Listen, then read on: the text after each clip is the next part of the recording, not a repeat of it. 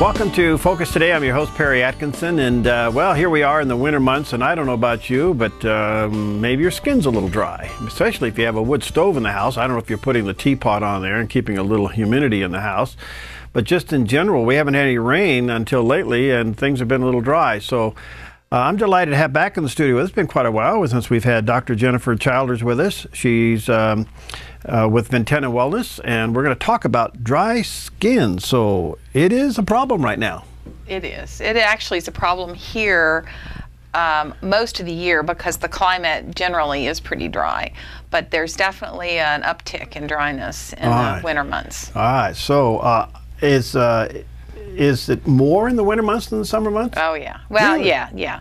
Oh, yeah. Here it is. Well, as soon as you turn your heat on in your house, you know, the skin starts drying out, and it's mostly because people have dry heat, and you know, you just talked about wood stove and stuff like that. People have dry heat, they enclose their house, and so the houses have, you know, whatever contaminants and everything that are in the house stay in the house, and all of those irritants along with the dryness then really starts acting on people's skin. All right. So what do we do? I mean, do we run out and we put lotion all over us? Do we eat different? Do we drink more water? Where do we start this treatment? All of the above. But basically what you have to do is you have to take care of your skin just like you take care of, you know, anything else. So, you know, you do have to drink more water. One of the things that's really important as far as diet is concerned is to eat more good fats. And I know that everybody, you know, like just like you, oh, it's surprising. But in fact, your skin is almost all fat. I mean, the cell walls are all fat. The absorption of the skin, you know, all the nutrients and everything are fat. And so in order to make good skin cells and for them to be able to hold the moisture in, you need good fat. I mean, you think of your skin like a brick wall with mortar, and the fat, you know, really is the mortar. So if you start letting it crumble, then the moisture escapes and your skin doesn't do well. So eating more good food with fat in it, the good fats like fish oils, nuts and seeds, avocado, artichoke, coconut, those foods have got really good fats in them. Plus, putting coconut oil on your skin, which is a super good moisturizing agent, and it can be used directly from the skin. It can be used in order to make better skin cells. Well, there you go. All right, so I just put some hand lotion on before I came in the studio because I was dry, and it's amazing how much dryness we experience during this time of the year. But is there a difference in types of dry skin? Oh, absolutely. You know, I mean, there's just basically winter skin, winter itch, which basically is just dryness from, you know, normal people's skin dries out in the winter, but then some people, especially if they have a little bit of hereditary predisposition, or if they have especially bad diets, or if they have other medical conditions, they can develop things like nummular eczema, and then there's an atopic dermatitis, which is, you know, there's a hereditary component, but is made much worse by you know, dryness and the weather. And then there's a lot of other conditions in which basically yeast organisms on the skin, because of the dryness, will dive down in the hair follicles and create a folliculitis, which is a really bad, itchy, irritant condition.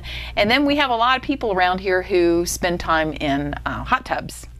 And the hot tubs will dry your skin out tremendously too, not only because of the chlorine in the hot tubs, but also because if there is any bacteria that gets in the hot tubs, then those bacteria are circulated into your hair follicles, which tend to be more open because you're in the hot tub and the water, it tends to open your hair follicles, so you end up getting a folliculitis that way too.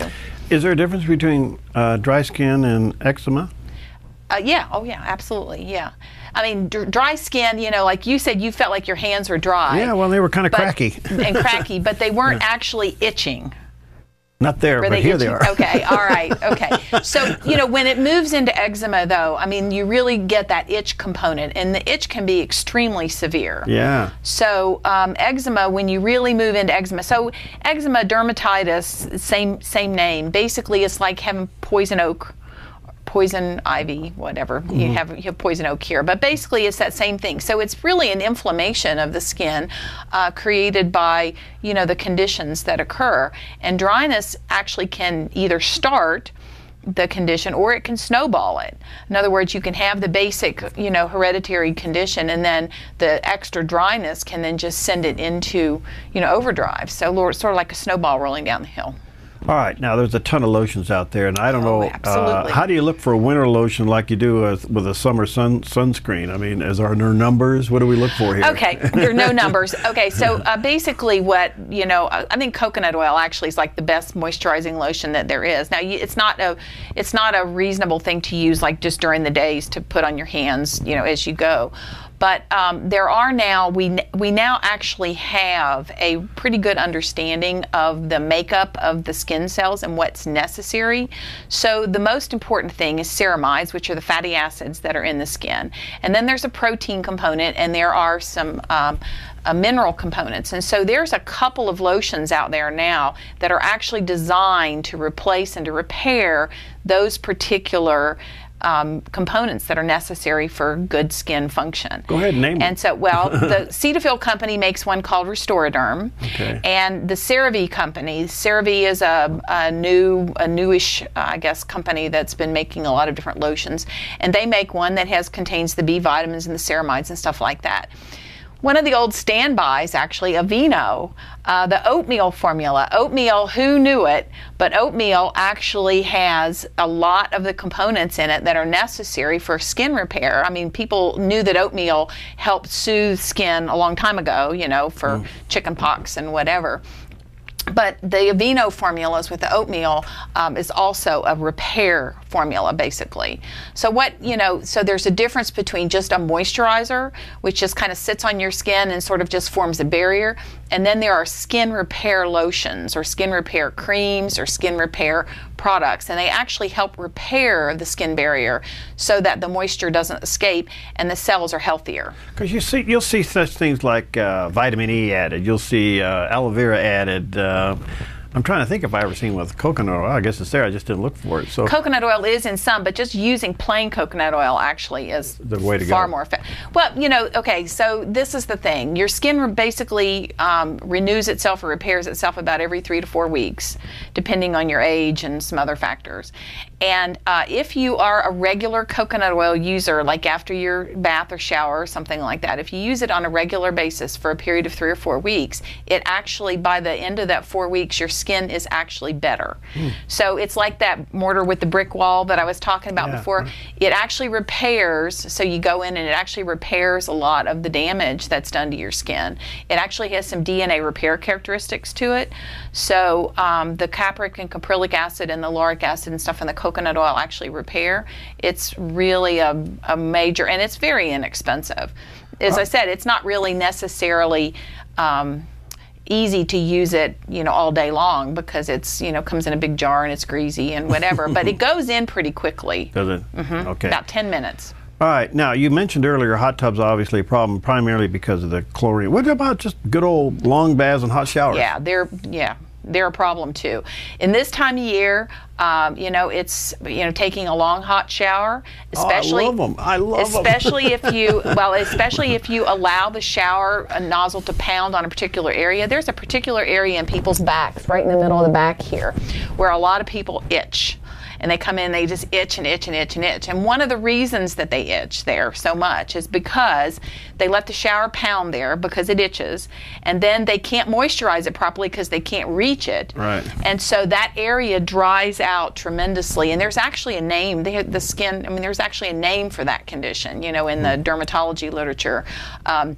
Because the skin gets thick and it gets lichenified, and it's abnormal. And if you biopsy it, they call it localized amyloidosis, and it's because of this constant dryness and then repeated pounding with hot water on it. So, not a good idea. Okay. So you should move it around, and you should try and shorten it anyway for just for good environmental stewardship. You should shorten your showers. You shouldn't take too hot of showers.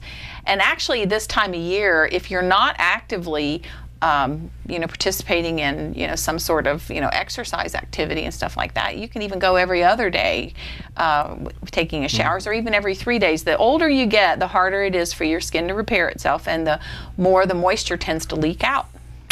All right. Well, if you're experiencing some dry skin, you may want to check out Dr. Childer. She's an MD and a PhD internist and board-certified dermatologist at Ventana Wellness.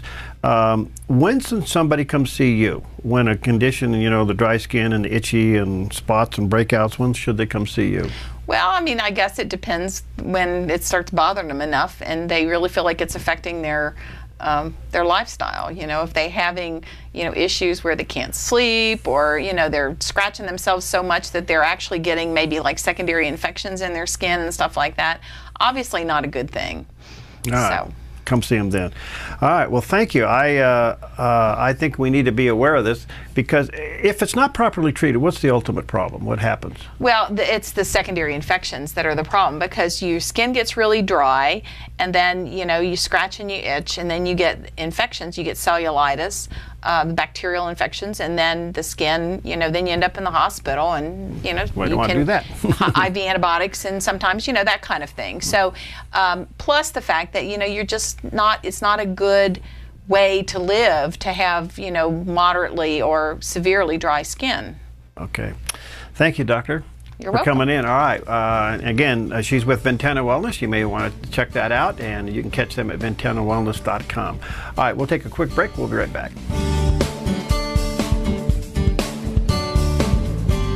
Hi, I'm Paulina, and I work at theDove TV.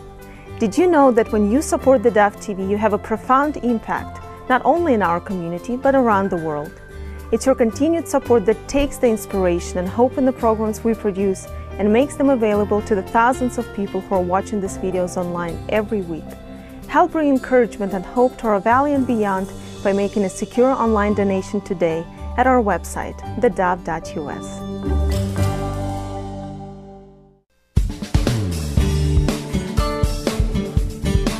Welcome back, and I'm always honored to have this gentleman with us, and I regard his work to be top-notch, and I'm delighted to have back with us today Dr. Alex McFarland. He's a director of Christian Worldview and Apologetics at the Christian Worldview Center of North Greenville University. He's a talk show host, he writes, he does all kinds of things, and I got him for a couple of segments today to talk about something that I actually witnessed. I was watching the O'Reilly Factor, the Bill O'Reilly, the day that he tried to explain away Phil Robertson's statements concerning homosexuality. And I'm watching this show and I'm saying to myself, Bill, you got it totally wrong. And yet his arrogance, he seemed to push through as if he was the final arbiter on the topic and let it hang out there. And I, quite frankly, was fairly disgusted. I got as far as sitting down to the computer to write Bill O'Reilly an email, but I didn't, Alex. Maybe I should have. But I was, quite frankly, I was very disgusted. Did you see it? Yeah, I was. And yeah, it makes me squirm in my chair as well when any and all disagreement with homosexuality is dismissed as mere simple homophobia. Yeah. And so I wrote an article, and I've spoken on this in a number of places, but I really appreciate you taking some time to kind of unpack this and address this with me.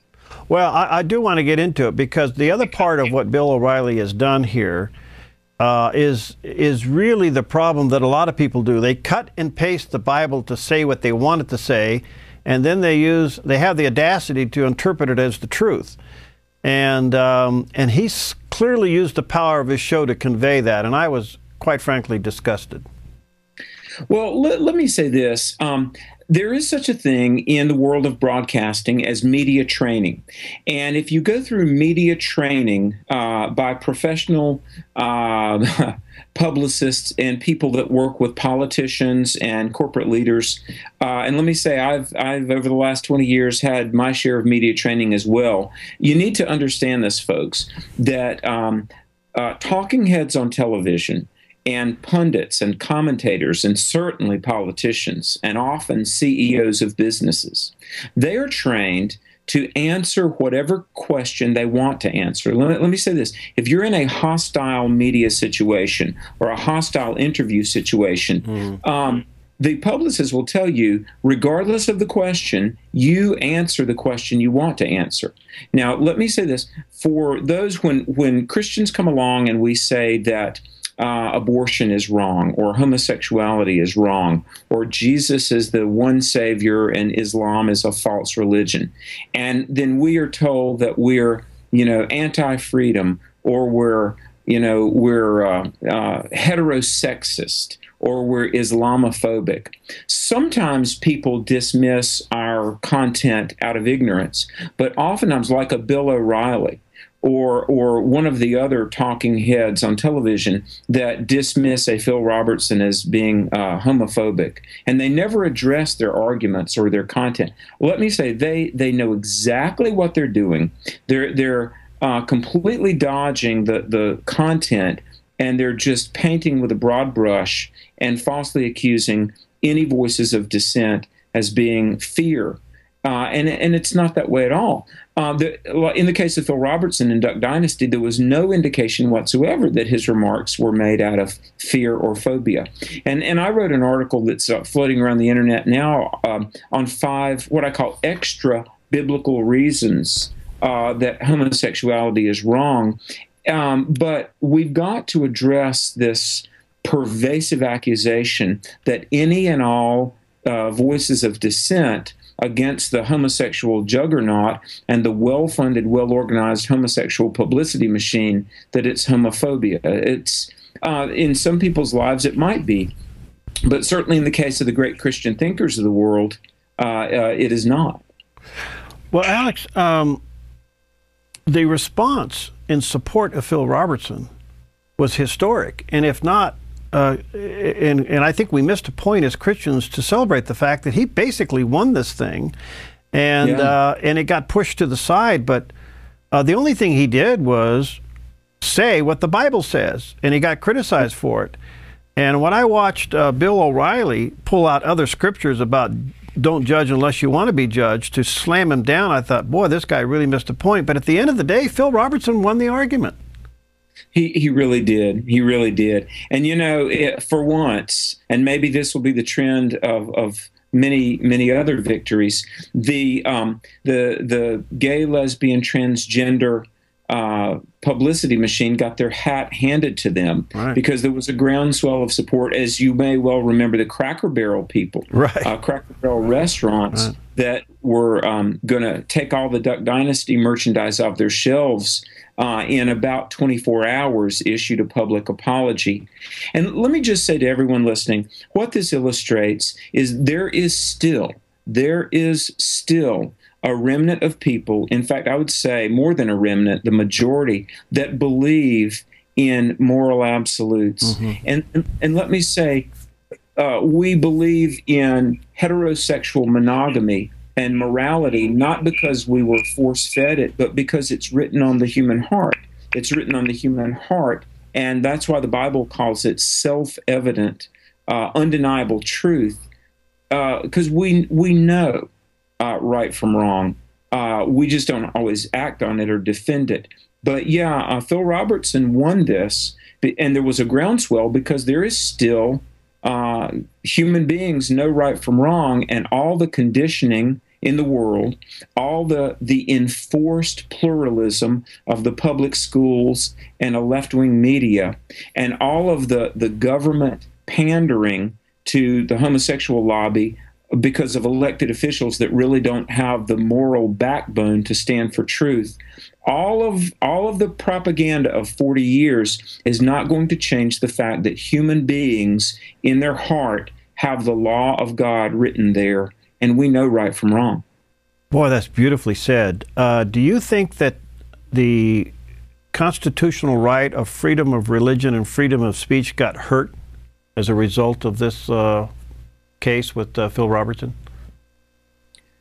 Well, I would say that the constitutional rights, the constitutionally protected right to freedom of religion and the free expression of religion has been eroded for years. The rights of Christians have been up for grabs for years. And, we've got to remind people, and I think we're a couple of generations into folks who need to know this. Listen, friends, America is a pluralistic country in the sense of you're free to believe what you want to believe. You don't want to believe in God? Fine, don't believe in God. You want to engage in aberrant sexual behavior behind closed doors? Okay. But here's the thing. Our nation, 238 years ago now, our nation was founded from a biblical worldview. And when our elected officials defend the Judeo-Christian worldview that birthed America, they are not violating the First Amendment. Let me say this. Now, follow me, folks. Fisher Ames, that wrote the First Amendment, said also that the Bible should be taught in all public schools because that is the best vehicle for teaching young people morality. Now, those that would cry, well, if you defend heterosexual monogamy as the norm, if you defend traditional Judeo-Christian morality, the Ten Commandments, then you're somehow violating the First Amendment. Here's my point. How is it that 21st century secularists know more about the application of the First Amendment than the man who wrote the First Amendment? If you want America, you've got to have morality. If you want morality, you've got to have religion. And if you want to preserve what we've had for nearly 2.5 centuries, we have to understand that it was the biblical worldview that gave us America. Now, to those listening that might be atheist or agnostic or transgender or pro-homosexual, let me say, you want to be an atheist? Go for it. You want to be a homosexual? Go for it. But do not tear down the very context that gives you the freedom not to be a Christian. And it was Christianity that gave us America. And as we tear down the foundation that this nation has rested on for 2 centuries plus, and in fact the Western world, the home, the family, traditional marriage, as the gay lobby has demanded not only that they have the freedom to be gay, but that the rest of the culture must endorse and embrace and affirm. And indeed, if you don't celebrate homosexuality the way they do, you're homophobic, you're a hater, you're somehow denying them their constitutional rights. Listen, there's no right in the Constitution to redefine marriage. There's no right, there's no constitutionally protected right to tear down the moral structure that gave us this nation. And again, we're free in the sense you believe what you want to believe, but don't tear down the very worldview that gave you the freedom not to believe in God or not to be moral. If you want to be immoral, but don't tear down the milieu that gave you that freedom, which has been America. Alex, that is spectacular. That's inspiring. Let me take a break. We'll be right back. Dr. Alex McFarland's with us today, and I want to get into his new book, 10 Issues That Divide Christians. We'll talk a little bit about that as well when we return. Hi, I'm Daniel and I work at theDove TV. You know, compared to Portland, Seattle, and LA, Medford might be considered a small market, but at theDove, we're excited about the opportunity to make a big impact right here in our community. And you help make that happen. Did you know that more than 90% of our income comes from people like you? You can help us now by making a secure online donation at our website, thedove.us, or by phoning 541-776-5368.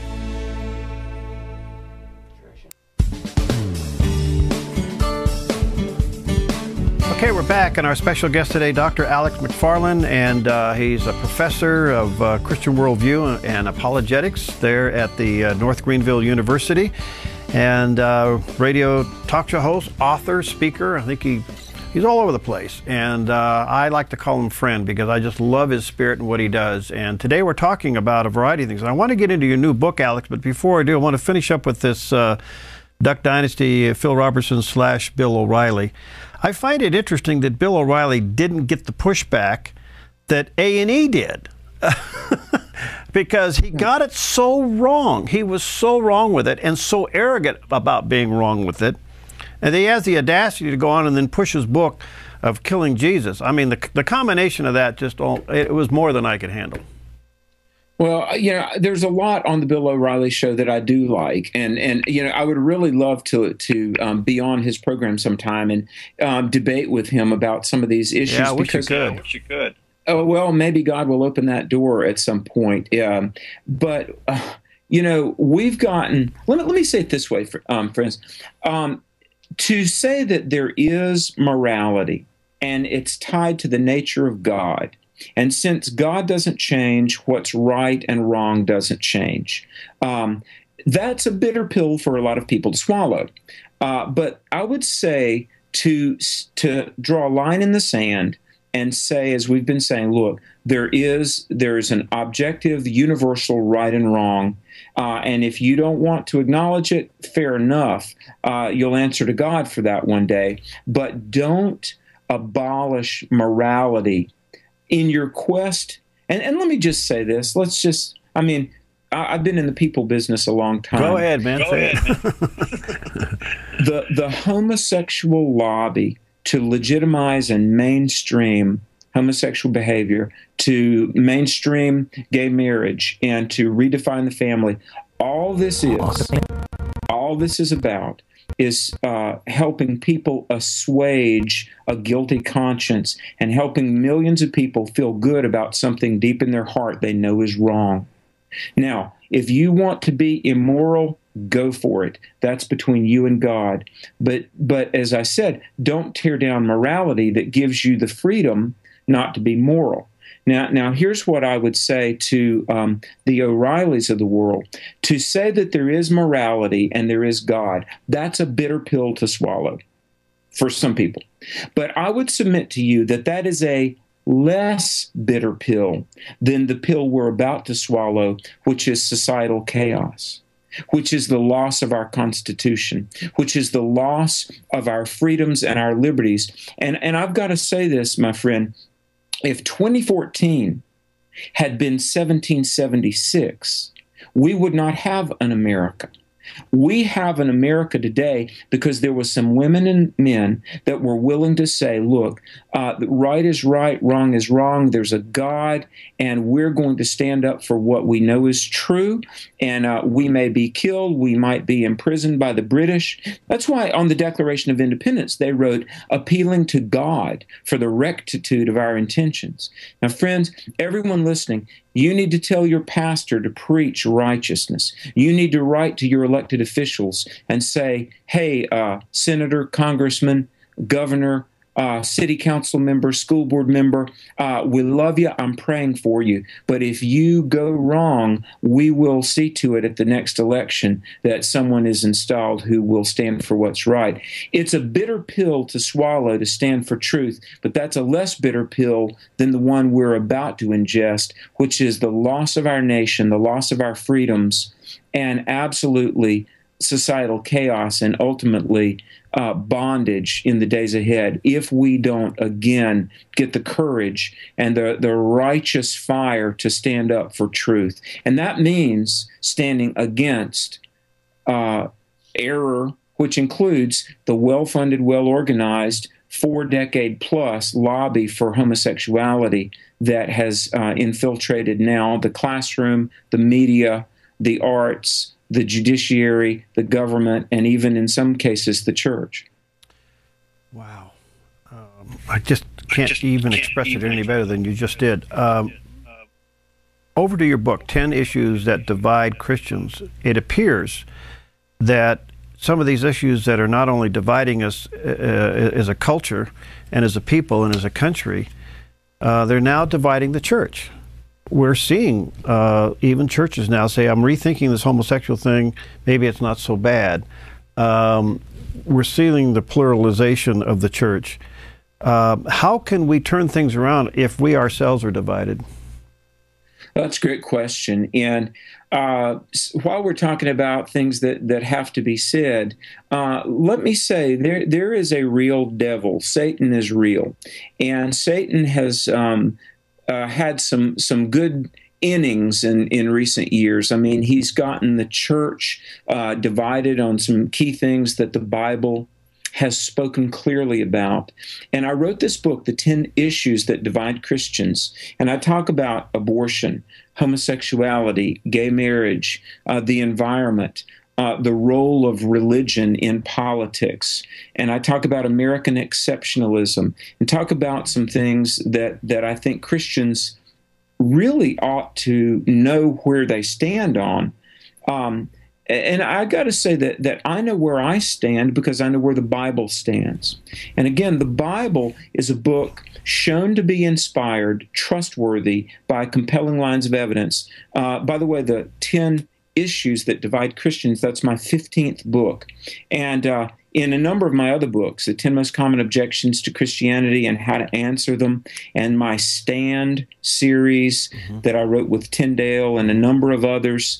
I wrote a book for parents on answering the toughest questions your children have about God. But I've in depth unpacked a lot of the evidence, history, archaeology, the manuscripts, so many reasons that we can trust the Bible. And I would be happy to come to anyone listening. I'll come to your church and speak. I'll debate your local atheist. Call me. My website is at alexmcfarland.com. But the reason we, the church, are divided on these fundamental issues is because we live in a culture of biblical illiteracy. And even those within Christendom, think about this, there are supposedly 173 million Christians in America. And if we were biblically informed, if we were disciples of Jesus and committed to obey the Lord, period, it would look like a really different America, wouldn't it? It sure would, and you would change any election. Oh, hey, folks, we've got the numbers. I mean, the Phil Robertson outcry, and suddenly A&E backpedaled, and Cracker Barrel and Barnes & Noble that was going to blow out all the Duck Dynasty merchandise, and everybody changed their tune right quick. Listen, for the issues that matter, support of our Constitution, limited government, repeal of this communist medicine called Obamacare, this communist health plan, repeal of the Sharia encroachment that's happening in many communities, defense of traditional marriage, support for the state of Israel, any of the things that matter to conservatives and any of the things that our founders would have stood for. Look, we could swing any election we wanted if Christians would register to vote and then vote from a biblically informed perspective. Yeah, as they say, vote your values and value your vote. How can people get a copy of this book, Alex? Well, praise God, it's published by Regal Books of Ventura, California, 10 Issues That Divide Christians. It's available, online. My online store is at alexmcfarland.com, Amazon, Barnes & Noble, your local Christian bookstores, which I encourage you to support. You name it, you can find it. Okay. All right, so do you think the church now is beginning, you do a lot of speaking in churches, and do you sense a pushback now that maybe we've allowed this to go too far and maybe the Christian community is starting to wake up and we have to get involved to save our country? The fires are starting. Moments before this interview for which I'm very grateful, I got a call from Mississippi. A group wants me to come. I'll be in California in a few weeks at the California Baptist Convention is having an evangelism conference. I mean, I'm seeing some sparks, but here's the thing we've got to overcome, this, what I call a false dichotomy, that my faith, my religion is in one box, but politics is in a completely separate box. We've got to understand that Christians must be politically informed and politically engaged. And there's a young generation, the millennials, people that are, say, 29 and younger, they, to a large degree, have zero interest in politics. And let me say it's because of a couple of things. It's because of they've grown up in churches that were absolutely silent on the moral issues like abortion and the defense of marriage. And also then they've been, conditioned to believe that a disciple is just to love Jesus and wait till we die and go to heaven one day. No, a disciple is also to fight for righteousness, stand for truth, even when it's not popular or not convenient.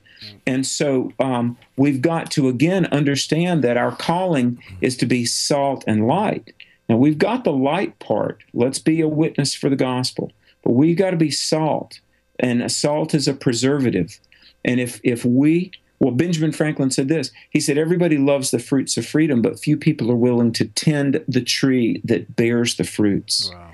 And so young people listening, and maybe not so young, it's time to get back in the fray. And our mission is not just to hunker down, wring our hands, and wait for Christ to come back. He is coming back, but until he does, we better hold the line and stand for truth and even defend truth, which is going to mean taking some public stances that may cost us some popularity points. We got to be more interested in following Jesus, saving souls, and saving a nation rather than our social batting average. And stand for truth, popular or not. And when you get to heaven and God says, well done, you will know it was so worth it. Oh, wow. Thank you, Alex. I value greatly your time and look forward to having you back often. Keep up the good work, and you can go to alexmcfarland.com and check out his material and look for his new book in the Christian bookstores at Evangel and elsewhere, 10 Issues That Divide Christians. Thank you, my friend. God bless. Keep up the good work, will you? Bless you. Thank you so much for your time. All right, talk to you soon. We'll be right back. Hi, I'm Paula, and I work at theDove TV. Every day we get letters and emails from people who've been encouraged, blessed, and challenged by the programs on theDove TV. But we couldn't do it without you. Did you know that more than 90% of our income comes from people like you? You can help us continue to bring inspiration and hope to our community by making a secure online donation at our website, thedove.us, or call us at 541-776-5368. Okay, we're back and delighted to have back in the studio with us today Treva Kuyper. She's one of the co-leaders of the Loft, which I think is one of the most powerful ministries to young girls that's ever come around. And she's going to give us a little bit of an update. But first, tell us about the Loft in general. The age group is? 8th to 12th grade. The Loft is a ministry to teen girls, 8th grade through 12th grade. And we meet during the school year, September through June. And we meet the second Sunday night of every month at Community Bible Church in Central Point. That's it in a nutshell. But the snow and ice blocked you out in December, right? It did. I was here. Yeah. I was here in December, and 2 days later we were supposed to do the Loft, and the ice, knocked us out. We had to cancel to keep our girls safe. Okay, well, that's good. All right, and that subject was? Mean Girls. Okay. Bullying, toxic relationships, and we are going to do Mean Girls, but we'll probably have to make it up in February or March, and we'll let you know. All right, but coming up this Sunday is an interesting one, which probably impacts more than we care to admit. You're going to call it the Brady Bunch, but it's divorce and blended families. Yes, yes. And we call it the Brady Bunch because they were a blended family, and they were able to poke fun at the different things that go on in a blended family. But divorce and blended families, it's a huge, huge issue in our world, in our culture, and for our girls, for our teens. They suffer through with their parents when the split up happens. Right. Right. All right. So talk to us about that. There's some incredible percentages. You know, even in Christian marriages, we're seeing, what, 50%? Yes. About, 50%. Half of all marriages fail. And the interesting thing is, and what we tell the girls is, if they are going through a divorce with their parents, your parents never signed up for this when they got married. Yeah. There's no bride and groom that gets married and goes on their wedding day, says those vows, and then thinks that they're going to end up in a divorce. Right. Nobody does that. They have all intentions to be in love and stay in love for life. And so, but in this world that is sinful, and in this world that has, it's fallen. And so there's a lot of issues and problems that come about. And we want to, this Sunday, not so much dwell on the divorce as the girls are going through, but your parents have split up, or you are part of a blended family, or your parents have been divorced. What do you do with that now? That's what we want to focus on. How do you live your life now in light of all of that? You know, I've done enough counseling, and I get frustrated with it. I'm not a professional counselor, but so don't call me. But working with Patrick and everything else, there is this myth that all kids are resilient to get through it, and they don't. They don't, and that myth makes me sad. Yeah. As I'm a child of 5 divorces. Wow. So my parents divorced when I was 3 originally. there was adultery and affairs, and they remarried several times, and there were divorces all the way up until I was 26.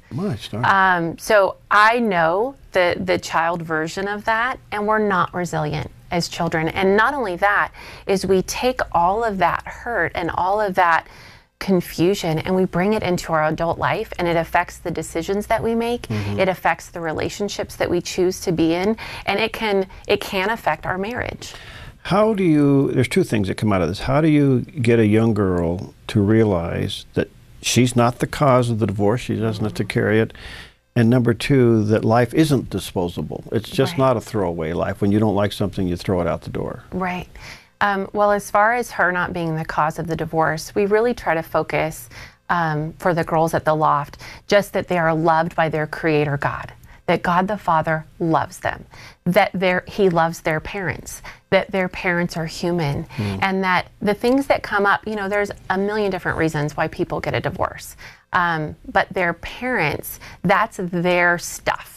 That's their stuff to go through. And it's not because of the child personally. We would tell the girls that your parents love you and adore you, and it hurts them that this is hurting you. But it's not their fault. And that's one of the first things I say at the Loft to them. I want to tell you that I'm so sorry that you've had to walk through these things, but I want you to know that we love your parents and we love you, and it's not your fault. Because they need to know that, otherwise they carry that baggage and that guilt, it sets in. Sometimes they'll hear their parents arguing about parenting, and they automatically think it's something they've done or it's their fault. But maybe their parents are disagreeing on how to parent, and it's really not specific to that child as in parenting in general or how they're going to get through a certain situation. But as teenagers and in that immaturity and in that crazy world, they soak all that up like a sponge, and it affects them. Let's talk about blended families. Sometimes, you know, these kids are forced into this new arrangement and new siblings that they weren't raised with. How difficult is that? It's really difficult. A lot of times with the blended family, so you have a divorce, so now the child is trying to work through, okay, I'm not going to have my parents together anymore. So they're trying to work through that. Separate households, all that kind of a thing. And now you have the blended family. Now you have a new stepmom or stepdad. You have stepsisters and brothers or half brothers and sisters. And now you're trying to see where you fit. And so the pecking order changed. Huh? Oh, absolutely. Yeah. And I think what I've seen a lot in our teenagers, what I see a ton of times, is they don't feel as valued anymore by mom and dad. Someone else has stepped in, and now they have to share that love and that time and that value. So they start to feel more and more insecure, which leads to all kinds of destructive behavior. Sometimes, you know, in that rebellion or that trying to find their security, they'll make bad choices at school or with their friends or boyfriends.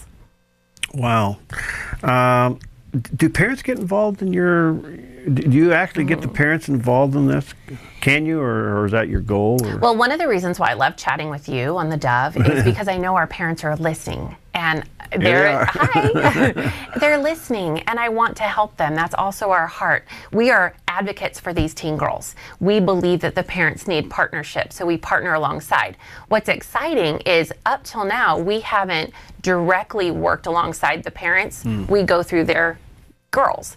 But we are going to have in February, probably towards the end of February, and I'll let you know when that comes, we're going to have a parent night at the Loft. Whoa. And I'm so excited for this because we're going to bring up the 4 or 5 topics that we will have done so far. We'll have a couple of speakers. We'll have insight. We'll have information. We want to help the parents understand their teen girls and understand how to love them and how to give them value and worth, and kind of like what we do for the girls, giving them hope and encouragement. We want to do that for the parents as well, and that'll be coming up in February. I had a couple other little housekeeping things. If you're listening and you have a teenage girl and you want her to attend, they can just come, right? They can just show up. It's 5:30 this Sunday night at Community Bible Church in Central Point. Okay. They can just show up and register. We have the Loft t-shirts that we sell for $6. So all the girls come in their Loft t-shirts, and I love that because it makes us all on the same level. You know, we don't have any of that, oh, she's wearing this and she's wearing that, da, da, da. We all have our Loft shirts on. We're the Loft family. That's what I love. It's just another family, and this ministry is great because there's 25 women that have walked these paths that love these girls that show up on Sunday as well. Can a teenage girl live through a divorce in a victorious way? Absolutely, and I am sitting here as one of them. What happened to you? How'd that happen for you? I love what God has done. I did rebel when I was 17. Again, there were affairs. Both my real dad, my stepdad, both had affairs and divorced and left my mom and my stepmom. So the summer before my senior year, I got the news that there was going to be 2 divorces. My life turned upside down, and in a nutshell, I got very angry with the Lord, very angry. And I said, you know what? I'm all done being good. I'm all done trying to figure out who you are, God. I'm going to go do my own thing. And when I left for college after my senior year, I did my own thing for about 3 years. I got pregnant and I had an abortion at 19. By the time I was 21, I was a wreck. God grabbed hold of my heart again, and that time I surrendered for good at 21. I met my husband. A little while after that, we were married, and next Tuesday we celebrate 19 years of marriage. Congratulations. Thank you. Yeah. And we've never looked back, and I've never looked back, and I am the story of victory in this. Was there baggage and tears and all of that? Absolutely. My mom passed away a few years ago. My grandparents have passed away. My dad is somewhere out there and doesn't want a relationship with me. So over the years, you have to deal with those things. And for teen girls, what I'm going to tell them, and I want them to know, is just don't quit. Don't quit on God. I quit on God. I got angry, and it's okay to be angry when things happen, your family falls apart. It's okay to be angry for a time. But that anger turns into bitterness and then resentment and unforgiveness, and all that does is eat us up. So at some level, we have to let that go, and we need to just not quit on God. 2 quick stories, and I only got about 30 seconds. What was it that turned you back, and what was it that you realized that God was there? What turned me back is God showed me that He is my Abba Father. He is my daddy, and He is enough. What was the second question? And how did you know that God really meant it? I mean, how that He was really with you? Because 3 years of rebelling against Him and doing my own thing and kind of shunning Him, He kept calling me back through His people. He didn't give up on you. He never gave up on me. He's so faithful. All right. Community Bible Church this coming Sunday evening, 5:30, the Loft. And if you have a teenage girl, get her there. Yes. All right. Thank you, Treva. Thank you. Okay. Best to you. All right. We'll see you next time on Focus Today.